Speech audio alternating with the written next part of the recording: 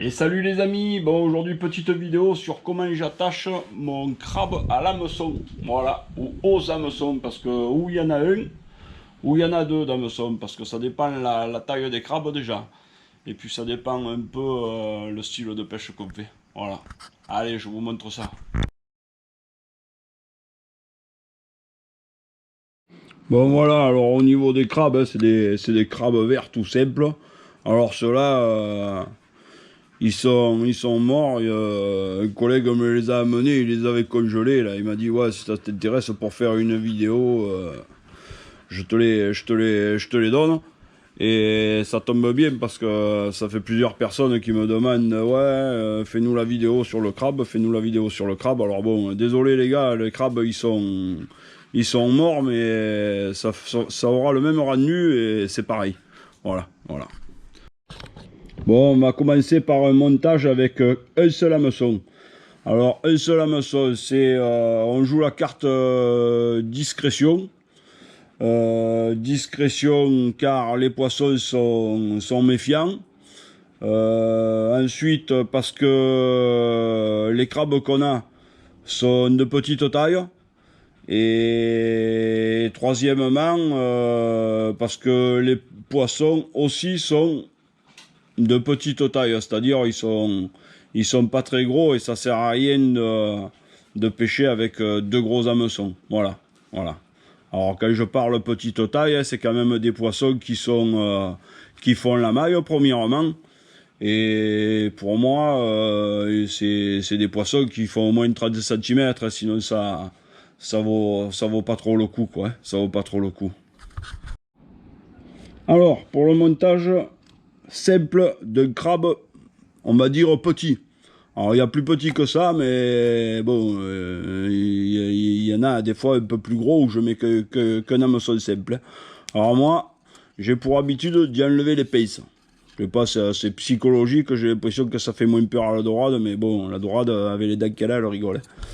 Alors, je prends mon hameçon, le trou de la dernière patte, j'y rentre dedans, je tourne,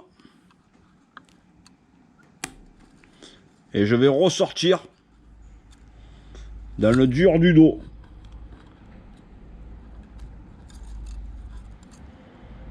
Et voilà. Voilà mon crabe prêt à pêcher. Voilà. Tout simplement. Je rentre dans la patte de derrière. Il y a le trou de la patte. Et je ressors dans la carapace, dans la coquille. Ça fait que là, je peux faire des lancers appuyés. Il risquera pas de se décrocher. Et puis, avec les vagues, s'il y a un peu des petits poissons qui viennent y piter les pattes, là, tout ça, ça évitera qu'il se décroche et il restera quand même ancré à l'hameçon pour qu'au moment où la dorade vienne le happer, elle se fera prendre et voilà. Et voilà. Voilà pour le montage simple.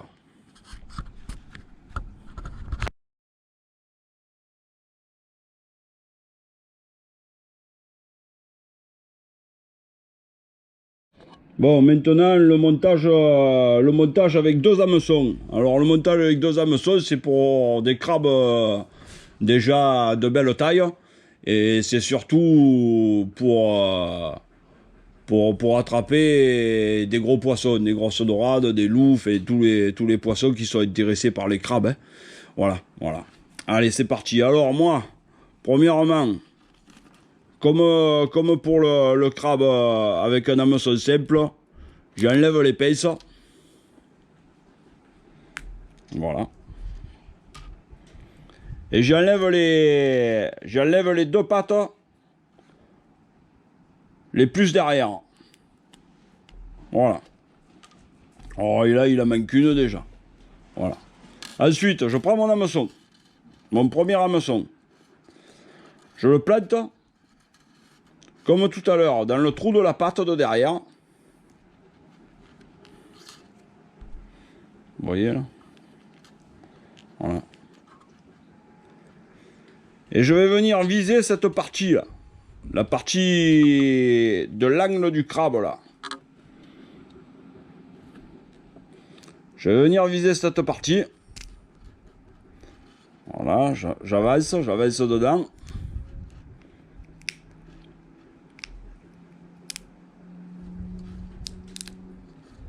Voilà. Vous le voyez là, c'est l'angle, juste à l'angle de la carapace là. Et en fait, on s'imagine que c'est les oreilles du crabe. Hein. Alors bon, il n'a pas d'oreilles le crabe. Et je pense pas, mais on va s'imaginer que là c'est ses yeux, là c'est sa bouche, et on va dire qu'il faudrait ressortir à la place de ses oreilles, voilà, pour se faire une idée de l'endroit. Ensuite, je prends mon deuxième hameçon et je vais faire la même chose. Je rentre dans le trou de la patte arrachée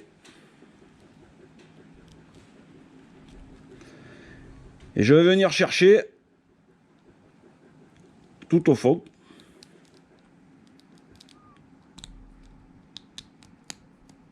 Voilà. On va dire l'oreille.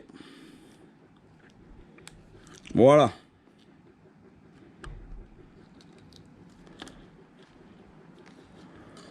Alors, l'avantage de ce montage, c'est que quand on le regarde un peu de haut,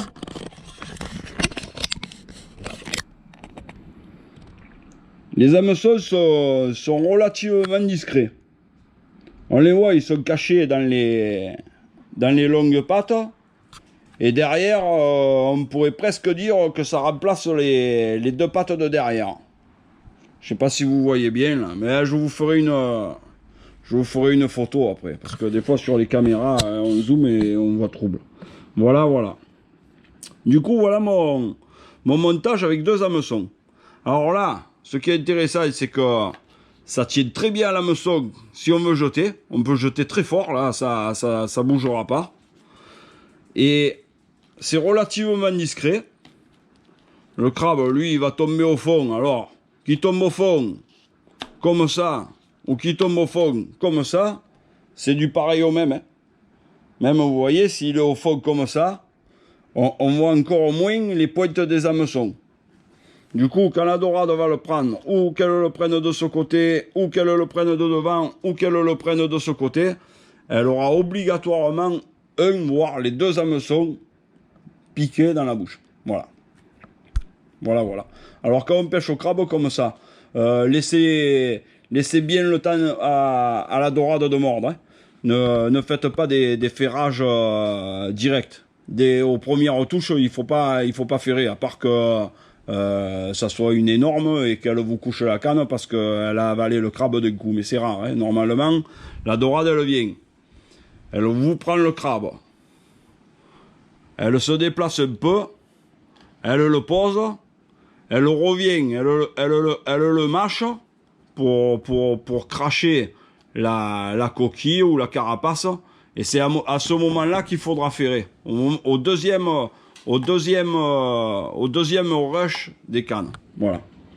Il ne faut pas ferrer sur les premières touches. À part, comme je vous dis, si elle vous couche les cannes et que la canne, elle s'en va, quoi. Voilà. Voilà. Du coup, voilà, bon, j'espère que vous avez bien compris. Je vais vous faire voir le troisième montage avec un hameçon simple. Mais ce coup-ci, ça sera pour pêcher pas très loin. Parce que c'est... Le crabe, il est fragile. Voilà. Allez, go.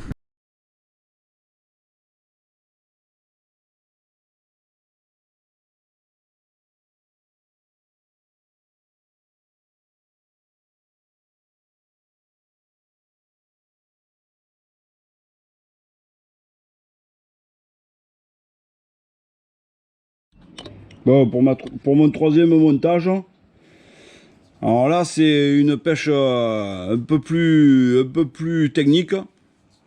Parce qu'on va pêcher pratiquement dans les rochers, dans la digue. Alors là, il faut faire attention parce que des fois, il y a des cons et on peut tomber sur des gros poissons. Alors, dans un premier temps, je coupe les pattes. Alors je les arrache pas, hein. Je les coupe. Je laisse un peu des bouts dépasser, voilà. Et ensuite je vais couper le bord.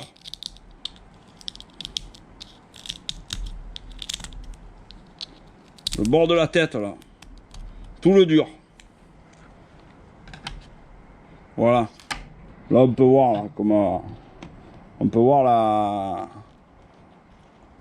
À quoi ressemble le crabe une fois que j'ai fait ça. Voilà, on dirait une boulette. Une fois que j'ai coupé tout le tour de son chapeau là, je le prends et justement j'enlève cette partie dure. J'enlève le dessus. La coquille fait son chapeau quoi. Et là on peut voir que il y a tout l'intérieur du crabe, hein, les tripes, sa tête, son cerveau, fait je sais tout ça, tous ses organes vitaux. Voilà. Alors là je prends mon hameçon. Je vais retourner mon crabe. Et au niveau de la patte avant, je plante mon hameçon.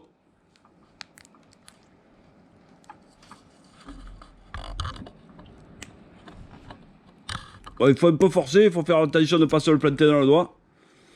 Et là, je le ressors au milieu du ventre. On peut voir. Voilà. Voilà à quoi ressemble le lapin. Alors, vous me direz, ça ressemble à rien. Mais niveau odorant dans l'eau, il n'y a rien qui remplace ça. Hein. Parce que tout ce qu'on voit à l'intérieur, c'est de la chair de crabe. Et ça doit se sentir, je pense, de très très loin. Un peu comme quand il y a un poisson qui en mange un autre. Ça fait du sang et de la chair de poisson. Et du coup, ça en attire d'autres, mais vachement très loin. Du coup, ça, c'est un vrai piège à dorade. Voilà. Alors, l'inconvénient de ce montage, c'est que c'est relativement fragile, on peut pas le lancer. Bon là en plus je l'ai pas très bien réussi, vous voyez, il s'est un peu cassé. Normalement sur du crabe frais, ça tient mieux que ça. Voilà. Alors il y en a qui coupent juste un côté aussi. Des fois tu coupes juste un côté, ça permet que toute cette viande là le sorte un peu. Et ça aussi c'est très attractif. Mais là c'est vraiment la pâte très très attractif quoi. Là s'il y a une dorade dans le coin ou un gros sard ou un loup, ça il vous le mange, cache. Il y a pas photo. L'inconvénient comme je vous dis, c'est fragile. Ça tu le jettes à 10, 15, 20 mètres du bord quand tu endigues. Et t'attends, hein, si au bout d'une demi-heure, t'as pas eu de tape, alors qu'il y a un peu du mouvement de poisson et tout sur les autres cannes, c'est ou que tu as perdu le morceau, ou que tu te les fais manger par des pitchounets, quoi.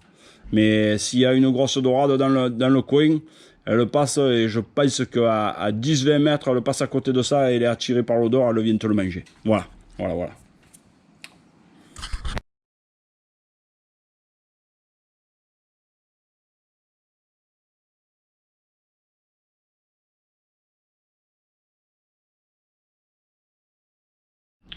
Bon, sur ce, les amis, le film est fini.